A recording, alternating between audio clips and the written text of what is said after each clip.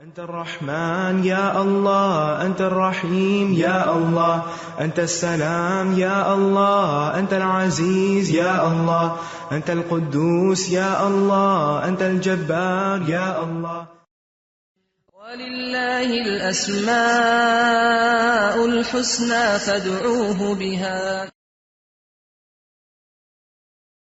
نحمده ونصلي على رسوله الكريم، أما بعد، فأعوذ بالله من الشيطان الرجيم. بسم الله الرحمن الرحيم. رب اشرح لي صدري ويسر لي أمري واحلل عقدة من لساني يفقهوا قولي. ناظرین، پروگرام اللہ کے خوبصورت نام کے ساتھ آپ کی خدمت میں حاضر ہیں. آج ہم انشاءاللہ اللہ سبحانہ تعالیٰ کے نام الحق پر بات کریں گے. الحق، برحق، برقرار، سچا. اللہ رب العزت اپنی ذات میں برحق ہیں، اپنے تمام اسماء و صفات کے اعتبار سے برحق، اور ان کی تمام صفات حقیقت پر مبنی ہے، سچی ہیں. وہی معبود برحق ہے، اسی کی عبادت حق ہے، اور اس کے سوا جتنے بھی معبود ہیں وہ باطل ہیں. فتعال اللہ الملک الحق لا الہ الا ہو. پس بلند ہے اللہ جو بادشاہ حقیقی ہے، یعنی اسی کو زیبا ہے ساری کائنات کی بادشاہت. لا الہ الا ہو، جس کے سوا اور کوئی الہ نہیں، کوئی معبود ہونے کے لائق نہیں. وہو رب العرش الکریم، اور وہ عزت والے عرش کا رب ہے. حقیقت یہ ہے کہ اللہ سبحانہ تعالی ہی اصل سچائی ہے، اور اس سے متعلق جو بھی چیز ہے وہ سب بھی سچ ہے. اس کا فرمان بھی سچ ہے، اس کی ملاقات بھی برحق ہے، اس کے پیغمبر بھی سچ ہیں، حق ہیں، اس کا کلام بھی حق ہے، اور اس کی ملاقات یعنی قیامت کے دن اس کے سامنے جا کر کھڑے ہونا اور حساب کتاب دینا بھی بالکل برحق ہے. تو آئیے دیکھتے ہیں کہ اللہ سبحانہ تعالی کس طرح ہمارے حقیقی رب ہیں اور کیسے حق برحق الہ ہیں. فرمایا ذالک بأن اللہ هو الحق وأنہ یحیی الموتى وأنہ علی کل شیء قدیر. یہ اس لیے ہے کہ بے شک اللہ حق ہے، اور اس لیے کہ بے شک وہی مردوں کو زندہ کرے گا، اور اس لیے کہ بے شک وہ ہر چیز پر پوری طرح قادر ہے. یعنی اللہ سبحانہ وتعالی کا معبود برحق ہونا اس لیے بالکل سچ ہے کیونکہ ہر چیز اسی کے اختیار میں ہے. زندگی موت کا مالک وہ ہے، ہر ایک کو رزق وہ دیتا ہے، ہر ایک چیز اس کے قبضہ قدرت میں ہے، اور اس کے سوا کوئی بھی اس کے ان اختیارات کا مالک نہیں. پھر اسی طرح فرمایا ثم ردوا الی اللہ مولاہم الحق الا لہ الحکم وہو اسرع الحاسبین. پھر وہ اللہ کی طرف لوٹائے جائیں گے، یعنی اس زندگی کے بعد، جو ان کا سچا مالک ہے، برحق مالک ہے. سن لو، اسی کا حکم ہے، اور وہی سب حساب لینے والوں سے زیادہ جلد حساب لینے والا ہے. یعنی اس کی ملاقات برحق ہے، اور یہ ملاقات حساب کی غرض سے ہوگی. اور اس کے سوا جتنی بھی چیزیں دنیا میں پوجی جا رہی ہیں یا جن کی عبادت کی جا رہی ہے، نہ ان کے پاس اختیارات ہیں، نہ وہ کسی چیز کی مالک ہیں، اور نہ ہی پھر ان کی عبادت برحق ہے. فرمایا ذالک بأن اللہ هو الحق وأن ما يدعون من دونه باطل وأن اللہ هو العلی الکبیر. یہ اس لیے کہ بے شک اللہ ہی برحق ہے، اور بے شک اس کے سوا جسے بھی وہ پکارتے ہیں وہی باطل ہے، اور بے شک اللہ ہی بے حد بلند اور بہت بڑا ہے. اللہ سبحانہ تعالیٰ نے کائنات کو پیدا کیا تو حق کے ساتھ پیدا کیا، ایک مقصد کے ساتھ پیدا کیا، اور ایک سچائی کے ساتھ. اللہ تعالیٰ فرماتے ہیں الم تر ان اللہ خلق السماوات والارض بالحق ان یشاء یذہبکم ویأتی بخلق جدید. کیا تم نے دیکھا نہیں کہ بے شک اللہ نے آسمانوں اور زمین کو حق کے ساتھ پیدا کیا ہے، اگر وہ چاہے تو تمہیں لے جائے اور ایک نئی مخلوق پیدا کر دے، کیونکہ سارے اختیارات تو اسی کے پاس ہیں. مراد اس سے یہ ہے کہ اللہ سبحانہ و تعالیٰ نے جو بھی کچھ پیدا کیا ان سب کے پیدا کرنے کا ایک مقصد ہے، اور وہ مقصد کیا ہے کہ اللہ تعالیٰ کی پہچان اور پھر اللہ تعالیٰ کی عبادت. اگر کوئی شخص اللہ تعالیٰ کی تخلیق کی نشانیوں کے ذریعے اللہ تعالیٰ کو پہچانتا نہیں اور اللہ تعالیٰ کی طرف سے آنے والے پیغام کے مطابق اپنی زندگی بسر نہیں کرتا، تو اللہ سبحانہ تعالیٰ کو پورا حق اور اختیار ہے کہ وہ جب چاہے ایسے لوگوں کو صفحہ ہستی سے مٹا دے، لیکن وہ سب کو مہلت دیتا ہے کہ شاید لوگ پلٹ آئیں اور سچائی کو پا لیں. ایک اور جگہ پر فرمایا وَخَلَقَ اللَّهُ السَّمَاوَاتِ وَالْأَرْضَ بِالْحَقِّ وَلِتُجْزَى كُلُّ نَفْسٍ بِمَا كَسَبَتْ وَهُمْ لَا يُظْلَمُونَ. اور اللہ نے آسمانوں اور زمین کو حق کے ساتھ پیدا کیا اور تاکہ ہر شخص کو اس کا بدلہ دیا جائے جو اس نے کمایا، اور ان پر ظلم نہیں کیا جائے گا. یعنی اللہ سبحانہ تعالیٰ نے زمین و آسمان کی تخلیق بے مقصد پیدا نہیں کی، یہ سب کچھ بے غرض. یعنی اللہ سبحانہ تعالیٰ نے زمین و آسمان کی تخلیق بے مقصد نہیں کی، یہ سب کچھ جیسے بنا ہے ایک دن اس سب کو سمیٹ دیا جائے گا، یہ سب کچھ ختم کر دیا جائے گا، اور ایک دن ہوگا جس میں سب انسانوں کو ان کے کیے کا بدلہ ملے گا. اور یہاں پر یہ بتایا جا رہا ہے کہ یہ بات بھی بالکل برحق ہے. پھر اسی طرح اللہ تعالیٰ نے باقی جتنی بھی نشانیاں پیدا کی ہیں جن کے ذریعے اس کو پہچانا جا سکتا ہے، ان کا ذکر کرتے ہوئے فرمایا هو الذي جعل الشمس ضياء والقمر نورا وقدره منازل لتعلموا عدد السنين والحساب ما خلق الله ذلك الا بالحق يفصل الآيات لقوم يعلمون. وہی ہے جس نے سورج کو تیز روشنی اور چاند کو نور بنایا، اس کی منزلیں مقرر کی تاکہ تم سالوں کی گنتی اور حساب معلوم کرو. اللہ نے یہ سب کچھ نہیں پیدا کیا مگر حق کے ساتھ. وہ آیات کو ان لوگوں کے لیے کھول کر بیان کرتا ہے جو جانتے ہیں. یعنی اللہ تعالیٰ نے جتنی بھی نشانیاں زمین آسمان کی صورت میں یا چاند سورج کی شکل میں پیدا کی ہیں، یہ سب بھی اس لیے ہے کہ بنانے والے کو پہچانا جائے، اور پھر یہ کہ اللہ تعالیٰ نے انسانوں کے فائدے بھی اس میں رکھے ہیں، اور ان سب کو حق کے ساتھ پیدا کیا گیا ہے. ان کا ایک مقصد ہے، اور اللہ تعالیٰ نے یہ ساری نشانیاں کھول کے اس لیے بیان بھی کر دی اپنی کتاب میں. یعنی صرف چیزیں پیدا نہیں کر دی بلکہ اپنی کتاب میں ان کا ذکر کیا تاکہ لوگوں کی توجہ اس طرف دلائی جائے اور وہ حقیقت کو پا لیں. پھر اسی طرح یہ بھی یاد رکھنا چاہیے کہ اللہ سبحانہ تعالیٰ کے فیصلے بھی حق پر مبنی ہیں. اللہ تعالیٰ کسی پر بھی ظلم کرنے والا نہیں ہے. فرمایا وَأَشْرَقَتِ الْأَرْضُ بِنُورِ رَبِّهَا وَوُضِعَ الْكِتَابُ وَجِيءَ بِالنَّبِيِّينَ وَالشُّهَدَاءِ وَقُضِيَ بَيْنَهُمْ بِالْحَقِّ وَهُمْ لَا يُظْلَمُونَ. اور زمین اپنے رب کے نور کے ساتھ روشن ہو جائے گی، یعنی قیامت کے دن. جیسے کہ حدیث میں بھی آتا ہے کہ ایک گول ٹکیا کی طرح ہوگی جسے میدے کی ایک سفید روٹی ہوتی ہے، اور اس پر کسی قسم کے کوئی پہاڑ اور ٹیلے اور اونچ نیچ نہ ہوگی، اور وہ چمک رہی ہوگی، اور تمام لوگ اس پر کھڑے ہو کر رب العالمین کے سامنے حساب دیں گے. فرمایا وَوُضِعَ الْكِتَابُ، اور لکھا ہوا سامنے رکھ دیا جائے گا. وَجِيءَ بِالنَّبِيِّينَ وَالشُّهَدَاءِ، انبیاء اور شہداء یعنی گواہ لائے جائیں گے. وَقُضِيَ بَيْنَهُمْ بِالْحَقِّ، اور ان کے درمیان حق کے ساتھ فیصلہ کر دیا جائے گا. یعنی جس طرح اللہ تعالیٰ نے حق کے ساتھ اس دنیا کو پیدا کیا، حق کے ساتھ ہی اس کو سمیٹے گا اور حق کے ساتھ ہی لوگوں کے فیصلے کرے گا.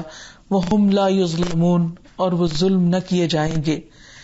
پھر اسی طرح اللہ تعالیٰ فرماتے ہیں يَوْمَئِذٍ يُوَفِّيهِمُ اللَّهُ دِينَهُمُ الْحَقَّ وَيَعْلَمُونَ أَنَّ اللَّهَ هُوَ الْحَقُّ الْمُبِينُ.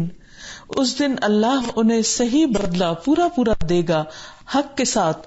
یعنی جب قیامت قائم ہوگی تو کسی کا بھی حق نہیں مارا جائے گا، ہر ایک کو اس کے کیے کے مطابق جزا ملے گی، اور وہ جان لیں گے کہ بے شک اللہ ہی حق ہے. یعنی جن لوگوں کی عقل پر پردہ پڑا ہوا ہے اور وہ اللہ سبحانہ تعالیٰ کے وجود کو اور اس کی صفات کو نہیں مانتے، کل قیامت کو جب یہ سب کچھ اپنے سامنے دیکھیں گے تو پھر ماننے سے انکار نہ کر سکیں گے. اور اللہ تعالی حق ہے جو حق کو ظاہر کرنے والا بھی ہے. یعنی آج تو اس نے نشانیوں کی شکل میں اس حقیقت کو واضح کیا ہے، لیکن کل اس سے بھی زیادہ بڑے دلائل کے ساتھ ہر چیز کی سچائی سامنے آ جائے گی. اللہ سبحانہ و تعالیٰ نے انسانوں کی ہدایت کے لیے صرف کائنات کی نشانیاں ہی نہیں کھول کھول کے رکھی، بلکہ انبیاء کو بھیجا، اور انبیاء کو بھی حق کے ساتھ بھیجا، سچائی کے ساتھ. اور جس بھی نبی کی سلیکشن ہوئی اس کے اندر بیسک کوالٹی جو تھی وہ سچا ہونے کی اور امین ہونے کی تھی. اور جو کچھ وہ لائے اور لانے والا جبریل امین وہ بھی امانت دار. اور اللہ سبحانہ تعالیٰ نے جو کچھ نازل کیا وہ بالکل حقیقت اور سچ پر مبنی. تو گویا یہ وحی کا سلسلہ، ہدایت کا سلسلہ، انبیاء کا سلسلہ، یہ سب برحق ہے، اور اس میں کسی قسم کے جھوٹ اور باطل کی آمیزش نہیں. اللہ سبحانہ وتعالیٰ فرماتے ہیں ذَلِكَ بِأَنَّ اللَّهَ نَزَّلَ الْكِتَابَ بِالْحَقِّ وَإِنَّ الَّذِينَ اخْتَلَفُوا فِي الْكِتَابِ لَفِي شِقَاقٍ بَعِيدٍ. یہ سب کچھ اس لیے ہوا کہ اللہ نے تو کتاب حق کے ساتھ نازل کی تھی، مگر جن لوگوں نے اس کتاب میں اختلاف کیا وہ بدبختی میں دور جا پہنچے ہیں. یعنی اللہ تعالیٰ نے جو کچھ اس کتاب میں فرمایا بالکل سچ فرمایا، لیکن لوگوں نے پھر بھی اپنی خواہشات کی پیروی کرنے کی وجہ سے اس کی پیروی نہیں کی اور اس کو حق نہیں جانا. پھر فرمایا کہ تلک آیات اللہ نتلوها علیک بالحق وانک لمن المرسلین، کہ یہ اللہ کی آیات ہیں، ہم انہیں حق کے ساتھ آپ پر پڑھتے ہیں اور بلا شبہ آپ یقیناً رسولوں میں سے ہیں. یعنی نبی صلی اللہ علیہ وسلم سے خطاب ہے کہ ہم نے آپ کو جو قرآن مجید دیا ہے اور جو کی احکامات آپ پر اتارے ہیں یہ تمام کے تمام بالکل حق پر مبنی ہیں، اور یہی دراصل سچائی ہے. اور سچائی کے مطابق فیصلہ کرنے میں انسان کو فائدہ ہے، کیونکہ اگر یہ سب سچائی ہے اور انسان کی زندگی اس کے مطابق نہیں گزر رہی، اس کے خلاف جا رہی، اس کے اپوزٹ جا رہی ہے، تو حقیقت میں وہ خود نقصان اٹھانے والا ہے. پھر نبی صلی اللہ علیہ وسلم کی نبوت اور رسالت وہ بھی حق کے ساتھ ہوئی. فرمایا انا ارسلناک بالحق بشیرا ونذیرا، ہم نے آپ کو یقیناً حق کے ساتھ خوشخبری دینے والا اور ڈرانے والا بنا کر بھیجا ہے. یعنی آپ حق دے کر بھیجے گئے ہیں. تو گویا قرآن مجید کے بعد نبی صلی اللہ علیہ وسلم کی فرمائی ہوئی باتیں، آپ کے کیے ہوئے فیصلے، آپ کی دی ہوئی تعلیم اور تربیت، وہ سب بھی حق پر مبنی ہے، کیونکہ الہ برحق کی طرف سے آئی ہے حق لے کر. پھر اسی طرح فرمایا یا ایھا الناس قد جاءکم الرسول بالحق من ربکم فآمنوا خیرا لکم وإن تکفروا فإن للہ ما فی السماوات والارض وکان اللہ علیما حکیما.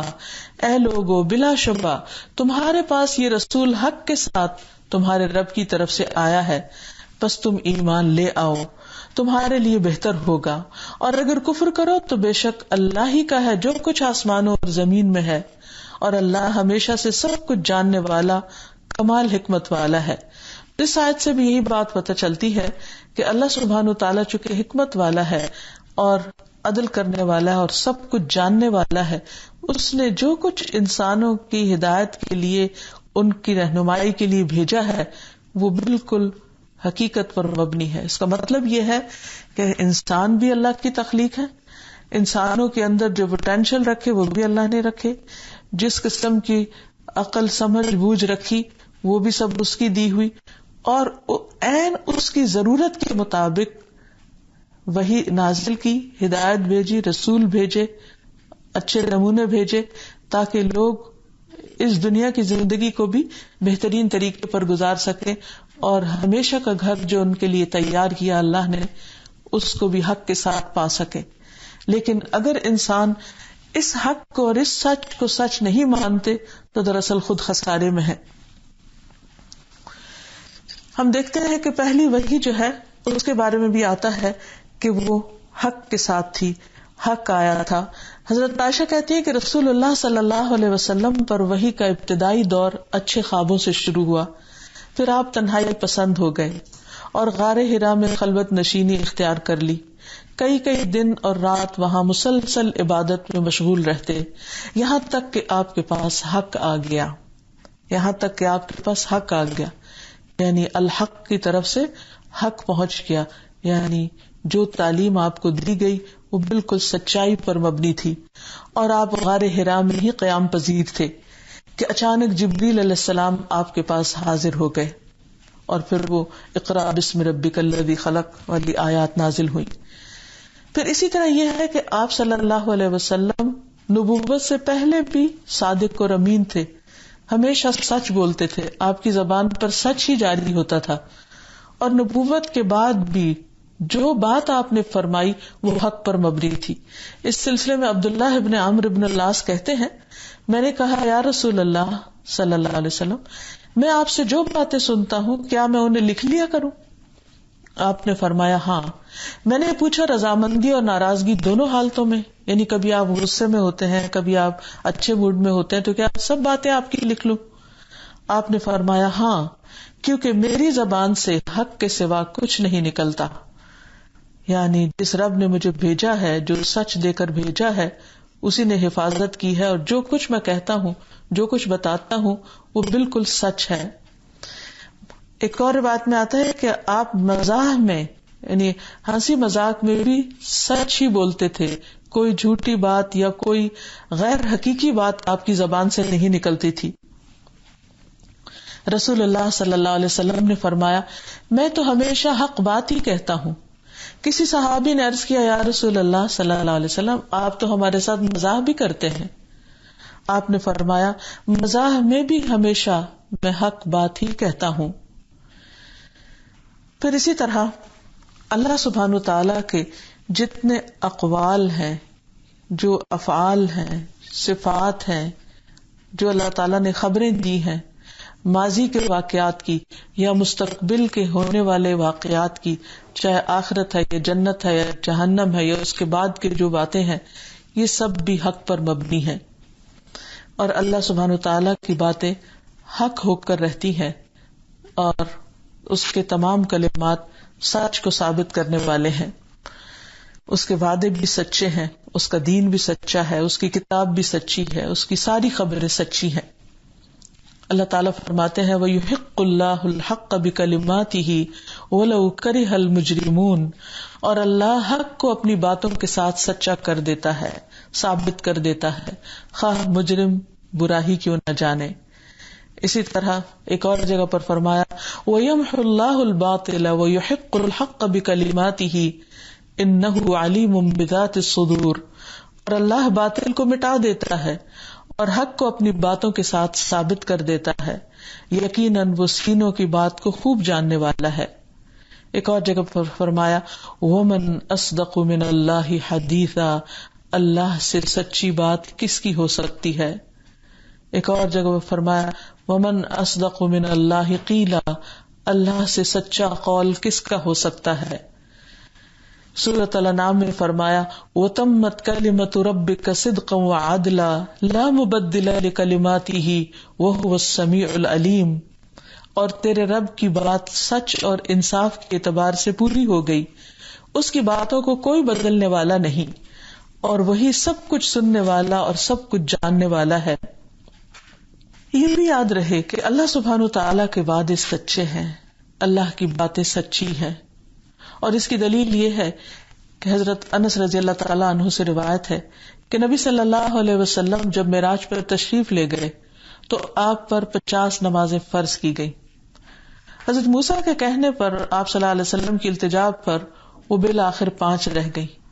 اس کے بعد آپ کو آواز دی گئی کہ اے محمد صلی اللہ علیہ وسلم، ہمارے یہاں بات نہیں بدلتی، آپ کو ان 5 پر 50 ہی کا ثواب ملے گا.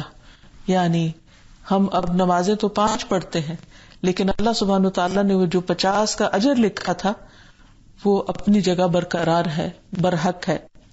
ابو ذر رضی اللہ عنہ سے روایت ہے رسول اللہ صلی اللہ علیہ وسلم نے فرمایا جو شخص ہر مہینے 3 روزے رکھے تو یوں سمجھو اس نے زمانے بھر کے روزے رکھ لیے، یعنی ساری زندگی روزے رکھے، پھر فرمایا اللہ تعالیٰ نے اپنی کتاب قرآن میں سچ فرمایا ہے، من جاء بالحسنۃ فلہ عشر امثالها، جو شخص نیکی کرے گا اسے اس نیکی کا 10 گنا ثواب دیا جائے گا. یعنی اگر کوئی شخص 3 روزے رکھتا ہے تو 1 روزے کا ثواب 10 روزوں کے برابر اور 3 کا ثواب 30 کے برابر، تو گویا اس نے پورا مہینہ روزہ رکھے. اور اگر ہر مہینے روزے رکھتے رہے 3 تو اس کا مطلب ہے کہ پورا سال وہ روزے سے رہا. پھر اسی طرح اللہ سبحانہ وتعالیٰ کے جو فرشتے ہیں وہ بھی سچائی کو بیان کرتے ہیں. رسول اللہ صلی اللہ علیہ وسلم نے فرمایا جب اللہ تعالیٰ وحی کے ذریعے کلام فرماتے ہیں تو آسمان والے آسمان میں ایسی آواز سنتے ہیں جیسے پتھر پر لوہے کی زنجیر ماری گئی ہو، پھر وہ بے ہوش ہو جاتے ہیں اور مسلسل اسی حالت میں رہتے ہیں یہاں تک کہ جبریل ان کے پاس آتے ہیں اور ان کی گھبراہٹ دور ہو جاتی ہے. پھر وہ کہتے ہیں اے جبریل آپ کے رب نے کیا فرمایا؟ جبریل کہتے ہیں کہ حق فرمایا. وہ کہتے ہیں حق فرمایا، حق فرمایا، یعنی وہ حق کی گواہی بھی دیتے ہیں اور پھر آگے حق ہی لے کر جاتے ہیں. پھر اسی طرح نبی صلی اللہ علیہ وسلم نے جن باتوں کی خبر دی ہے وہ باتیں بھی بالکل سچی ہیں، حق پر مبنی ہے، کیونکہ وہ وحی الہی پر مبنی ہے. اللہ سبحانہ وتعالیٰ کی طرف سے وہ علم ان کو ملا ہے جس میں کسی قسم کا جھوٹ نہیں ہو سکتا. ایک شخص نبی صلی اللہ علیہ وسلم کے پاس آیا اور کہنے لگا کہ میرا بھائی بیمار ہے. آپ نے اس کو شہد پلانے کا حکم دیا. جب اس کو شہد پلایا گیا تو وہ مزید اس کا پیٹ خراب ہو گیا. وہ پھر آپ کے پاس آیا. آپ نے فرمایا کہ تمہارے بھائی کا پیٹ جھوٹا ہے، اللہ کی بات سچی ہے، اسے مزید شہد پلاؤ. پھر اس نے پلایا، پھر اس کی طبیعت اور خراب ہو گئی. پھر تیسری بار بھی ایسا ہوا اور اس کے بعد اس کو شفا ہو گئی اور وہ تندرست ہو گیا. تو اب یہ ہے کہ بعض اوقات ہم دین کے ایک حکم پر عمل کرتے ہیں تو ہم چاہتے ہیں کہ فوری فائدہ ہمارے سامنے آ جائے، لیکن اگر وقتی طور پر کوئی نقصان ہوتا ہے تو ہم سمجھتے ہیں شاید دین سچا نہیں ہے. اور شیطان بہت دفعہ ایسے وسوسے انسان کے ذہن میں ڈالتا ہے، لیکن اگر انسان کا ایمان سچا ہو اور اللہ کی بات پر پورا یقین ہو، تسلی ہو، اعتماد ہو، تو انسان الٹیمیٹلی یہی دیکھتا ہے اور آخرت میں تو ضرور دیکھے گا کہ اللہ تعالیٰ کے وعدے سچے تھے اور اللہ تعالیٰ نے جو کچھ فرمایا وہ بالکل حقیقت پر مبنی تھا اور باقی باتیں محض گمان تھی. پھر اسی طرح اللہ سبحانہ تعالیٰ کی ملاقات بھی سچی ہے، اس میں بھی کسی کو شک نہیں ہونا چاہیے. اللہ تعالیٰ فرماتے ہیں واتقوا اللہ واعلموا انکم ملاقوہ، اور اللہ سے ڈرتے رہو اور یہ جان لو کہ تم اس سے ملنے والے ہو، یعنی ایک دن اس کے سامنے جا کھڑے ہوگے. رسول اللہ صلی اللہ علیہ وسلم نے فرمایا تم میں سے ہر کوئی اللہ سے اس حال میں ملاقات کرے گا کہ درمیان میں کوئی ترجمان نہ ہوگا. اللہ تعالیٰ اس سے دریافت کرے گا کیا میں نے تمہارے پاس رسول نہیں بھیجے تھے جنہوں نے تم تک میرا پیغام پہنچا دیا ہو؟ وہ عرض کرے گا بے شک تو نے بھیجے تھے. اللہ تعالیٰ دریافت فرمائے گا کیا میں نے مال اور اولاد تمہیں نہیں دی تھی؟ کیا میں نے ان کے ذریعے تمہیں فضیلت نہیں دی تھی؟ وہ جواب دے گا بے شک تو نے ایسا ہی کیا تھا. پھر وہ اپنے داہنی طرف دیکھے گا تو سوائے جہنم کے اسے کچھ نظر نہ آئے گا، بائیں طرف دیکھے گا تو جہنم کے سوا کچھ نظر نہیں آئے گا. آپ نے فرمایا جہنم سے بچو اگرچہ کھجور کے ایک ٹکڑے کے ذریعے ہی. اگر کسی کو کھجور کا ٹکڑا میسر نہ آ سکے تو ایک اچھا کلمہ ہی کہہ دے. پھر یہ ہے کہ قیامت کا آنا بھی برحق ہے، بالکل سچ ہے اور اس میں کسی قسم کا کوئی شک نہیں ہونا چاہیے. فرمایا ان الساعة لآتیۃ لا ریب فیہا ولکن اکثر الناس لا یؤمنون. بے شک قیامت ضرور آنے والی ہے، اس میں کوئی شک نہیں، لیکن اکثر لوگ مانتے نہیں، یعنی اس پر پورا یقین نہیں رکھتے، اسی لیے اس کے مطابق تیاری نہیں کرتے. کیونکہ جو حادثہ پیش آنے والا ہو انسان پہلے سے اس کی پیش بندی شروع کر دیتا ہے. پھر اسی طرح جنت اور جہنم بھی برحق ہے. عبادہ رضی اللہ عنہ سے مروی ہے کہ رسول اللہ صلی اللہ علیہ وسلم نے فرمایا جس نے گواہی دی کہ اللہ کے سوا کوئی معبود نہیں وہ وحدہ لا شریک ہے، اور یہ کہ محمد صلی اللہ علیہ وسلم اس کے بندے اور رسول ہیں، اور یہ کہ عیسیٰ علیہ السلام اس کے بندے اور رسول ہیں اور اس کا کلمہ ہے جسے اللہ نے مریم تک پہنچا دیا تھا، اور اس کی طرف سے ایک روح ہے، اور یہ کہ جنت حق ہے، دوزخ حق ہے، تو اس نے جو بھی عمل کیا ہوگا آخر اللہ تعالیٰ اس سے جنت میں داخل کر دے گا، یعنی اس کے سچے ایمان کی وجہ سے۔ پھر اسی طرح اللہ سبحانہ وتعالیٰ نے اہل ایمان سے جو وعدے کیے ہیں وہ بھی بالکل سچے ہیں۔ فرمایا والذین آمنوا وعملوا الصالحات سندخلهم جنات تجری من تحتها الانہار خالدین فیہا ابدا وعد اللہ حقا ومن اصدق من اللہ قیلا۔ اور وہ لوگ جو ایمان لائے اور انہوں نے نیک اعمال کیے، ان قریب ہم انہیں ایسے باغوں میں داخل کریں گے جن کے نیچے نہریں بہتی ہیں، ہمیشہ ان میں رہنے والے، ہمیشہ ہمیشہ۔ اللہ کا سچا وعدہ ہے، اور اللہ سے زیادہ بات میں سچا کون ہو سکتا ہے۔ پھر اسی طرح اللہ تعالیٰ نے اہل جنت سے جو وعدہ کیا وہ بھی ضرور پورا ہوگا، اسی لیے اہل جنت پکاریں گے وقالوا الحمد للہ الذی صدقنا وعدہ، کہیں گے سب تعریف اللہ کے لیے ہے جس نے ہم سے اپنا وعدہ سچ کر دکھایا۔ پھر اہل جہنم سے جو وعدہ کیا جا رہا ہے وہ بھی پورا ہو کر رہنا ہے۔ فرمایا وَنَادَى أَصْحَابُ الْجَنَّةِ أَصْحَابَ النَّارِ ان قد وجدنا ما وعدنا ربنا حقا فهل وجدتم ما وعد ربكم حقا قالوا نعم فأذن مؤذن بينهم اللعنة الله على الظالمين۔ اور جنت والے آگ والوں کو آواز دیں گے کہ ہم نے تو واقعی وہ وعدہ سچا پایا جو ہم سے ہمارے رب نے کیا تھا، کیا تم نے بھی وہ وعدہ سچا پایا جو تمہارے رب نے تم سے کیا تھا کہ اگر تم غلط کام کرو گے تو جہنم میں جاؤ گے؟ وہ کہیں گے ہاں۔ پھر ان کے درمیان ایک اعلان کرنے والا اعلان کرے گا کہ ظالموں پر اللہ کی لعنت ہے۔ اب انسان جب اللہ سبحانہ وتعالیٰ کو الحق مان لیتا ہے، اس کی باتوں کو سچ مانتا ہے، اس کے رسول کو سچ مانتا ہے، اس کے وعدوں کو سچ مانتا ہے، تو پھر اس کا اس کی زندگی پر کس طرح اثر پڑتا ہے کہ سب سے پہلے انسان اللہ کا حق پہچاننے کی کوشش کرتا ہے کہ جو میرا حقیقی معبود ہے، جو سچا بادشاہ ہے، جس کی طرف مجھے پلٹ کر جانا ہے اور جس نے مجھے سب کچھ یہاں دیا ہے، پھر اس کا کیا حق ہے، یہ سب کچھ کیوں کیا ہے اس نے، یہ سب کچھ کس لیے بنایا ہے، میری ذمہ داری کیا ہے، میری زندگی حق اور حقیقت کے مطابق کیسے ہو سکتی ہے۔ تو اس سلسلے میں پہلا فرض یہ بنتا ہے کہ بندہ پوری کوشش کے ساتھ اپنے خالق اور مالک کا حق پہچانے اور اس کی عبادت کرے، کیونکہ اس کی عبادت کرنا بندوں پر اللہ کا حق ہے۔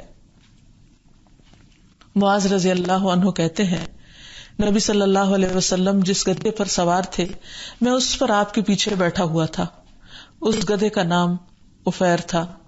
آپ نے فرمایا اے معاذ، کیا تمہیں معلوم ہے کہ اللہ تعالیٰ کا حق بندوں پر کیا ہے اور بندوں کا حق اللہ تعالیٰ پر کیا ہے؟ میں نے عرض کیا اللہ اور اس کے رسول ہی زیادہ جانتے ہیں۔ آپ نے فرمایا اللہ کا حق اپنے بندوں پر یہ ہے کہ اس کی عبادت کریں اور اس کے ساتھ کسی کو شریک نہ ٹھہرائیں، اور بندوں کا حق اللہ پر یہ ہے کہ جو بندہ اللہ کے ساتھ کسی کو شریک نہ ٹھہراتا ہو اللہ تعالیٰ اس کو عذاب نہ دے۔ تو اللہ سبحانہ وتعالیٰ نے اپنے بندوں کے ساتھ جو وعدہ کیا ہے وہ اللہ تعالیٰ ضرور پورا کرے گا، تو بندوں کو بھی اپنا فریضہ پورا کرنا چاہیے۔ پھر یہ کہ اللہ تعالیٰ کے اس حق کی عبادت سے کبھی غافل نہیں ہونا چاہیے۔ اللہ تعالیٰ قرآن مجید میں ان لوگوں کی تعریف کرتے ہیں کہ جنہیں دنیا اپنے اندر ایسا مشغول نہیں کرتی کہ وہ اللہ کا حق بھول جائیں۔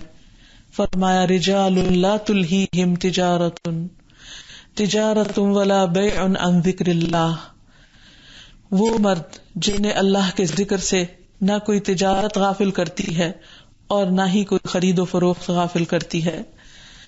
اور اللہ سبحانہ وتعالیٰ نے ویسے بھی آخرت کے بارے میں جو خبردار کیا ہے اس میں خصوصی طور پر دنیا میں غافل ہونے سے بچنے کے لیے کہا یا ایھا الناس ان وعد اللہ حق فلا تغرنکم الحیاۃ الدنیا ولا یغرنکم باللہ الغرور. اے لوگو، یقیناً اللہ کا وعدہ سچا ہے، تو کہیں دنیا کی زندگی تمہیں دھوکے میں نہ ڈالے اور کہیں وہ دھوکے باز تمہیں اللہ کے بارے میں دھوکہ نہ دے جائے. اس لیے انسان کو اللہ تعالی کے وعدوں کو سچا سمجھتے ہوئے اس دنیا میں اللہ سے ڈرتے ہوئے زندگی بسر کرنی چاہیے. اور کتنا ڈرنا چاہیے؟ جتنا اس سے ڈرنے کا حق ہے. فرمایا یا ایھا الذین آمنوا اتقوا اللہ حق تقاتہ، اے لوگ جو ایمان لائے ہو اللہ سے ڈرو جیسا اس سے ڈرنے کا حق ہے. اور پھر انسان اللہ تعالیٰ کی کتاب کا بھی حق ادا کرے، یعنی قرآن مجید کا بھی، کیونکہ قرآن مجید پر ایمان لانے کا تقاضا یہ ہے کہ اس کی تلاوت کا حق ادا کیا جائے. اسی لیے اللہ تعالیٰ فرماتے ہیں الذین آتیناہم الکتاب یتلونہ حق تلاوتہ اولئک یؤمنون بہ، جن لوگوں کو ہم نے کتاب دی ہے وہ اسے اس طرح پڑھتے ہیں جیسے پڑھنے کا حق ہے، تو یہی لوگ دراصل اس پر ایمان رکھتے ہیں. پڑھنے کے حق میں کیا چیز آتی ہے کہ انسان اس کے الفاظ اور حروف کو بھی صحیح طور پر پڑھے اور اس کے معنی کو جانے کہ اللہ تعالیٰ کیا فرما رہے ہیں. اگر انسان کو کتاب پڑھنی نہیں آتی اور پتہ ہی نہیں کہ اللہ تعالیٰ نے کیا اتارا ہے تو وہ کتاب کا حق کیسے دے سکتا ہے؟ پھر اسی طرح اللہ تعالیٰ کے راستے میں جد و جہد کا حق ادا کرے. فرمایا وجاہدوا فی اللہ حق جہادہ، اور اللہ کی راہ میں جہاد کرو جیسا کہ جہاد کرنے کا حق ہے.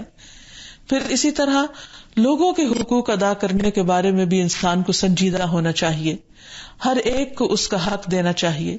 نبی صلی اللہ علیہ وسلم نے سلمان فارسی اور ابو درداء کو بھائی بھائی بنا دیا.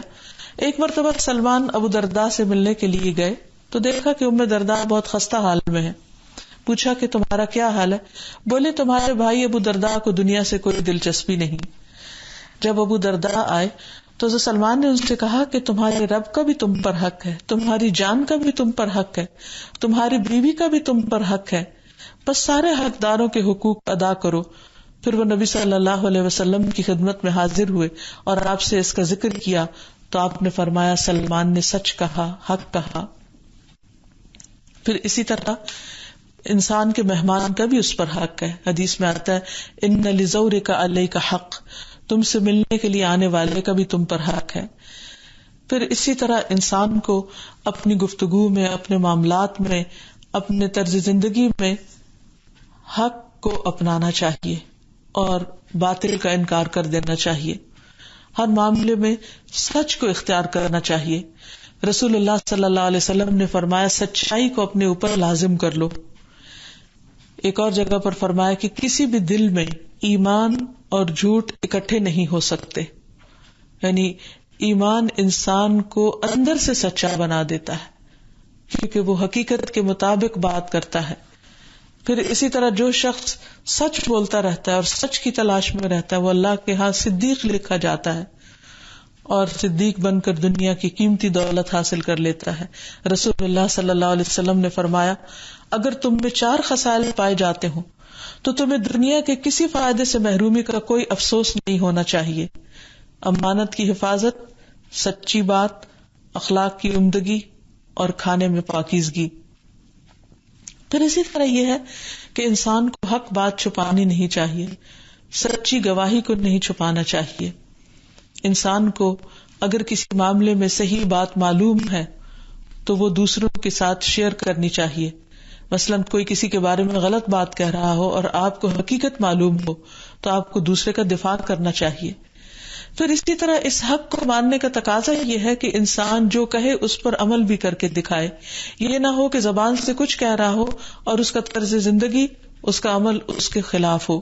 فرمایا کبر مقتا عند اللہ ان تقولوا ما لا تفعلون، کیونکہ اللہ سبحانہ وتعالیٰ کے نزدیک یہ چیز انتہائی ناپسندیدہ ہے کہ انسان کے قول و فعل میں تضاد ہو، کہ تم وہ کہو جو تم کرتے نہیں ہو. تو قول اور فعل کا تضاد بھی ناحق ہے. حق یہ ہے کہ انسان کے دل میں جو ہو وہی زبان پر ہو، اور جو انسان کی زبان پر ہو وہی اس کے ایکشن میں ہو، اس کے عمل میں ہو، اور انسان ہر طرح کے جھوٹ سے بھی بچتا رہے. اللہ کے رسول صلی اللہ علیہ وسلم فرمایا کرتے تھے 6 چیزوں کی ضمانت مجھے دے دو، میں تمہیں جنت کی ضمانت دیتا ہوں۔